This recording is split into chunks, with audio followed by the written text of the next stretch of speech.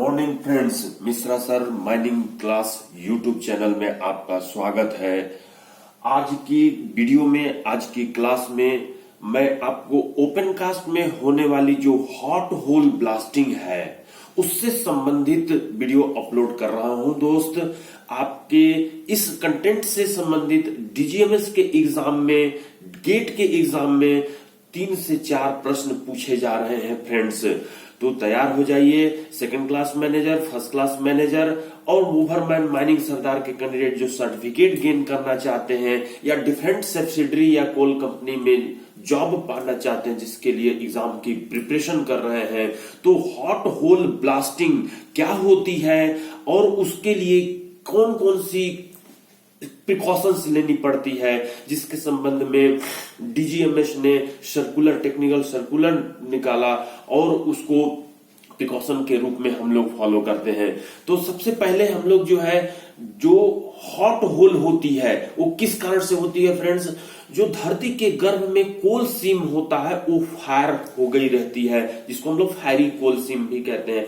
तो वही जो कोल सीम का हीट है, ये हीट धीरे धीरे ऊपर की ओर प्रोपेगेट होती है और वो ऊपर से की ओर प्रोपेगेट होते हुए जो ऊपर का रॉक है उसको गर्म करती है। अगर उस गर्म रॉक में आप होल करते हैं और उसको चार्ज करते समय ही उसमें प्रीमेच्योर ब्लास्टिंग हो जाती है। प्रीमेच्योर ब्लास्टिंग होने के समय के पहले ब्लास्टिंग हो जाती है, जिसके कारण से एक्सीडेंट का खतरा जो है हम लोग के सामने पड़ा रहता है हर समय।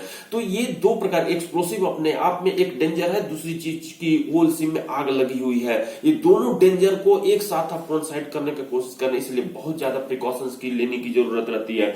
यहाँ पर जो है मैं आपके सामने एक ड्रॉ किया हूं, जिसके सामने आपको दिखाई दे रही होगी ये फायरी कोल सीम है।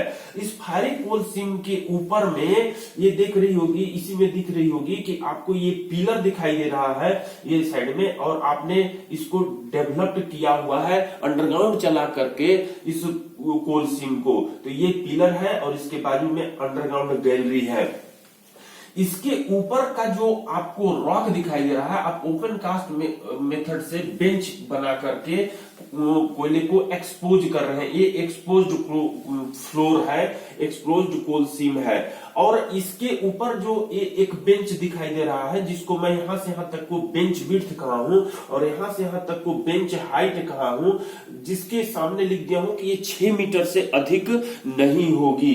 जो हाइट होगी वो 6 मीटर से अधिक नहीं होगी। हम लोग इस केस में लो लेवल मैकेनाइजेशन को अडॉप्ट करने की कोशिश करते हैं, 1 million ton per year produce करने का कोशिश करते हैं कोल को, और जो इक्विपमेंट होता है उसकी जो रेंज होती है कम रखते हैं। यहाँ पर जो हम लोग होल करते हैं, ड्रिलिंग करने के समय सावधानी हम लोग बरतते हैं कि जो होल होगी वो गैलरी के ऊपर ठीक ना पड़े। ये ऐसा अपने को सुप्रीम पोज्ड अवॉइड करना होगा कि ये गैलरी के ऊपर ना पड़े। और दूसरी चीज की जो होल करते हैं इस बेंच में होल करने पर जो पार्टिंग है वो लगभग 3 मीटर कम से कम इस जलते हुए कोल सीम से बचा हुआ रहे।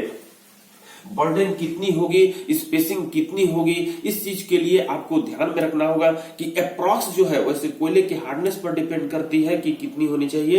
तो जो बर्डन होती है, यानी एक लाइन से दूसरे लाइन के बीच की दूरी, एक लाइन के होल से दूसरे लाइन के होल के बीच की दूरी जो है, वो जो अपनी बेंच हाइट है उसका 1/3 से 1/4 के बीच में रखते हैं, 1/3 से 1/4 के बीच में रखते हैं। अब यहाँ पर हाइट आपकी 6 मीटर अगर आप रख रहे हैं, तो जो बर्डन होगी 1/3 होगी, यानी कि 2 मीटर होगी। 2 मीटर अगर बर्डन हो गई तो लगभग उसका 1.25 टाइम्स जो है स्पेसिंग होता है।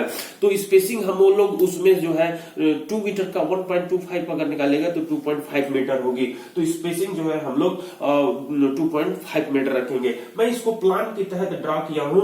ये वाली जो एज दिखाई दे रही है ये टॉप का क्रेस्ट है, ये टॉप का क्रेस्ट है, और ये बॉटम का जो टो बोलते हैं ये बॉटम का टो है। अब इसके सामने मैं एक क्रॉस करके लिखा हूं फेज, जिसकी लंबाई प्लान में आप बेंच की लंबाई को दिखा सकते हैं, जिसकी लंबाई L से शो किए हुए हैं।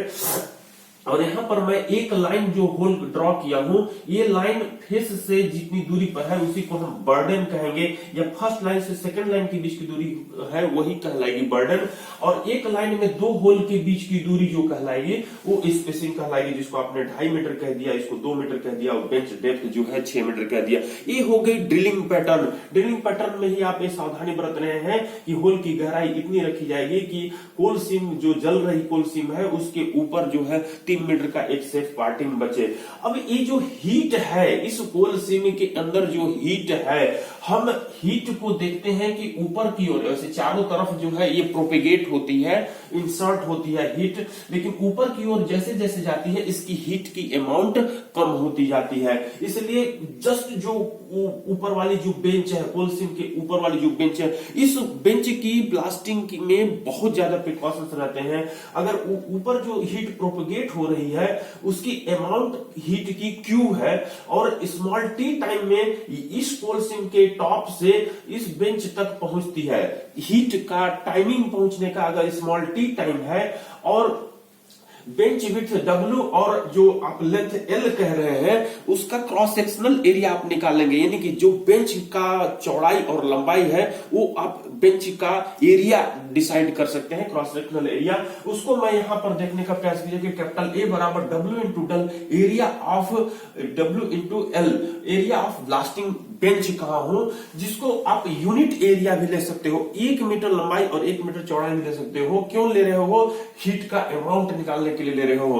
क्यू क्या है? Amount of heat transferred perpendicular unit area.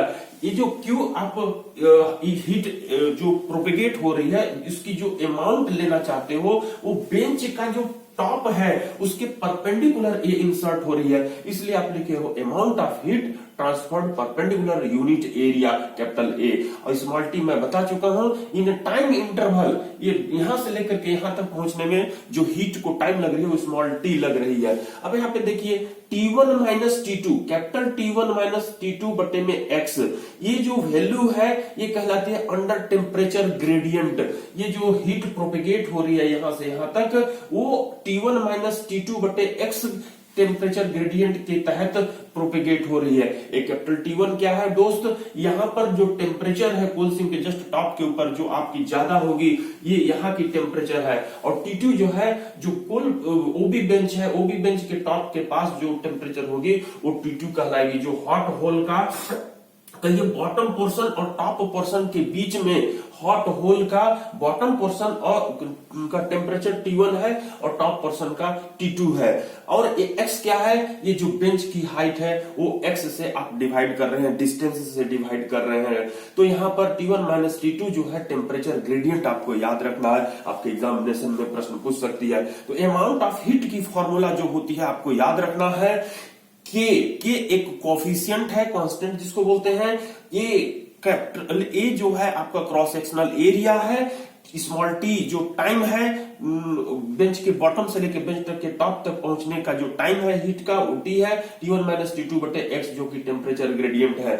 इसको हम लोग कैलोरी में, हीट को हम लोग कैलोरी में शो करते हैं। कैपिटल के क्या है? कैपिटल के कोएफिशिएंट ऑफ थर्मल कंडक्टिविटी है, कोएफिशिएंट ऑफ थर्मल कंडक्टिविटी आपको याद रखना है। आपके एग्जाम में पूछी जा रही है, सेकंड क्लास के फर्स्ट क्लास के मैनेजर गेट के एग्जाम में ये पूछी जा रही है। Coefficient of thermal conductivity of rock है, जिसको कैलोरी पर मीटर आवर डिग्री सेंटीग्रेड दे रहे हैं। कैलोरी हो गई, देखिए के की वैल्यू निकालना है, इसका यूनिट क्यू का यूनिट कैलोरी कह दिए हैं। अब इसको पर मीटर स्क्वायर, ये जो एरिया है पर मीटर स्क्वायर होगी, इसकी एक्स जो है उसकी मीटर होगी। यहाँ 1 मीटर, इस मीटर को काट देगा तो बचेगा 1 मीटर, इसलिए जो है यहाँ पर आपने कहा है क्यू बट कैलोरी बटे में मीटर आवर डिग्री सेंटीग्रेड, और जो यहाँ पर टेम्परेचर है उसकी डिग्री सेंटीग्रेड होगी, टाइम है उसकी आवर में लेंगे, और जो एक एरिया में से एक लेंथ बच रही है उसकी जो है मीटर ले रहे हैं। इसलिए आपकी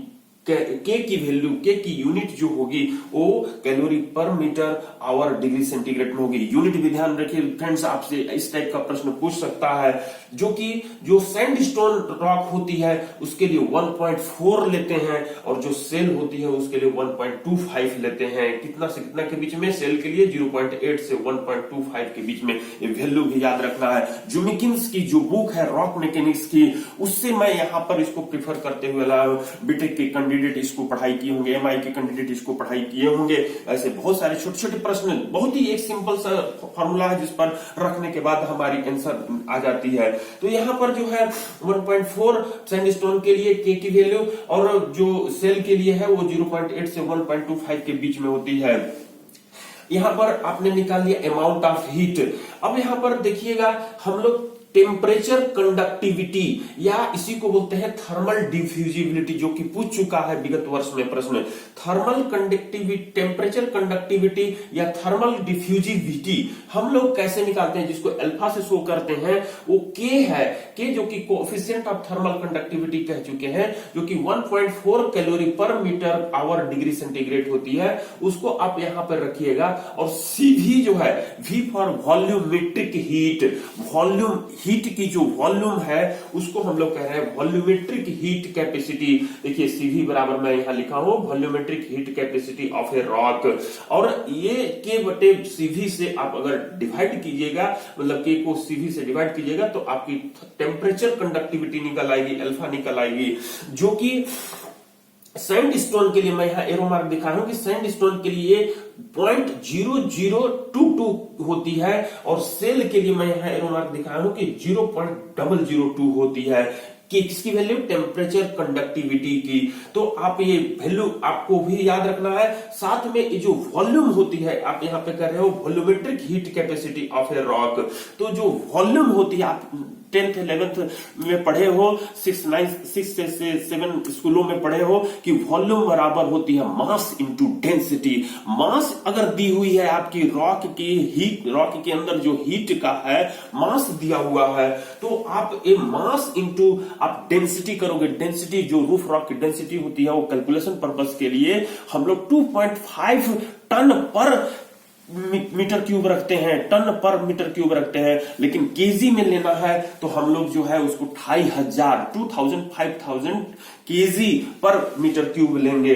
अब यहां पर आप जो है देख सकते हैं कि सीवी की जगह पे मैं यहां पर लिख दिया हूं CMR इंटू वाईडी। वाईडी क्या है या गामा डी क्या है? यहां पर density of rock in KG पर मीटर क्यूब है, जो कि 2.5 टन कह रहा हूं या 2500 केजी पर मीटर क्यूब, इसको केजी पर मीटर क्यूब में लिखना है। और सीएमआर क्या है? मास है, मास हीट कैपेसिटी ऑफ रॉक है। मास हीट कैपेसिटी आप यानी कि मास इंटू डेंसिटी को ही आप यहां पर वॉल्यूमेट्रिक हीट कैपेसिटी कह रहे हैं फ्रेंड्स। तो ये फॉर्मूला है जिसके आधार पर आप हॉट होल में जो हीट प्रोड्यूस हो रही है, हीट प्रोपगेट हो रही है, उसकी वैल्यू को आप निकालते हैं और कहते हैं कि यदि 80 डिग्री टेम्परेचर से अधिक होल का टेम्परेचर है तो उसको चार्ज नहीं करेंगे, उसको फिर कूलिंग करते हैं। कूलिंग करने के लिए आप उसमें वाटर फ्लशिंग करते हैं, पानी डालते हैं। लेकिन पानी अगर बह करके वो हट जा रही है तो उस केस में हम समझते हैं कि क्रैक है, और क्रैक को अवॉइड करने के लिए उसमें बेंटोनाइट या एस्बेस्टस की लाइनिंग डालते हैं और एस्बेस्टस लाइनिंग डाल करके पानी डाल करके छोड़ देते हैं। जब उसकी टेम्परेचर 60 डिग्री सेल्सियस से कम आती है तब उसको हम लोग चार्जिंग करते हैं। चार्जिंग प्रारंभ करने के 2 घंटे के अंदर उसको हम लोग ब्लास्टिंग कर देते हैं। हम ये जो चार्जिंग का मैनर होता है वो लो टेम्परेचर से अधिक टेम्परेचर की ओर जो है चार्जिंग करते हुए आगे बढ़ते हैं, ताकि ये जो प्रीमेच्योर ब्लास्टिंग है उसकी संभावना कम हो, एक्सीडेंट ना हो। हम यहाँ पर जो चार्जिंग के लिए एक्सप्लोसिव इस्तेमाल करते हैं वो इमल्सन एक्सप्लोसिव या स्लरी एक्सप्लोसिव को इस्तेमाल करते हैं। यहां पर जो हम लोग डिटोनेटर इस्तेमाल करेंगे वो जो होगी वो नोनेल जो अपन इस्तेमाल करते हैं। तो वो ये जो अपन लोग एक्सप्लोसिव के साथ ध्यान में रखना पड़ता है कि स्लरी और इमल्सन एक्सप्लोसिव ही यूज करें, नाइट्रोग्लिसरीन टाइप का एक्सप्लोसिव इसमें इस्तेमाल ना करें। जो टेम्परेचर होती है उसकी प्रॉपर रिकॉर्डिंग हम लोग करते हैं। हर होल में हम लोग थर्मामीटर लटका कर वायर से कनेक्ट करके डाटा लॉगर और जो मैगर होती है उससे कनेक्ट करते हुए हम लोग लैपटॉप से कनेक्ट कर देते हैं और सर्वेयर और जो ब्लास्टिंग इंचार्ज होते हैं मिल करके उसकी कंटिन्यूअस मॉनिटरिंग करते रहते हैं हर होल की, और उसको रिकॉर्ड करते रहते हैं। यहां तक कि शिफ्ट के अंत में हर होल की बॉन्ड पेज बुक के पर्पज जो रहती है डायरी, उसमें रिकॉर्ड करते हैं, साइन करते हैं ब्लास्टिंग इंचार्ज। और इस तरीके से प्रिकॉशन बरत करके हम लोग हॉट होल का ब्लास्टिंग जो करने का प्रोसीजर है उसको ब्लास्टिंग करते हैं फ्रेंड्स। और ये हीट की अमाउंट जनरली हम लोग ये देखते हैं कि जैसे जैसे सरफेस की डेप्थ बढ़ती है तो जियोमेथर्मिक ग्रेडियंट के अनुसार 15 मीटर तक तो कांस्टेंट रहती है हीट, लेकिन हर 38 मीटर के बाद जो है टेम्परेचर जो है नीचे की ओर बढ़ती है, लेकिन वो हीट की अमाउंट भी हम इस फॉर्मूले से निकाल सकते हैं फ्रेंड्स। ये वीडियो कैसी लगी video friends? Mister sir mining class की जो यूट्यूब चैनल है उसको लाइक कीजिए, सब्सक्राइब कीजिए और कमेंट्स दीजिए कि आपको क्या पढ़नी है, और दोस्तों के बीच में शेयर कीजिए फ्रेंड्स। धन्यवाद। अगले वीडियो में मैं क्वेश्चन पेपर का सॉल्यूशन अपलोड करने वाला हूं।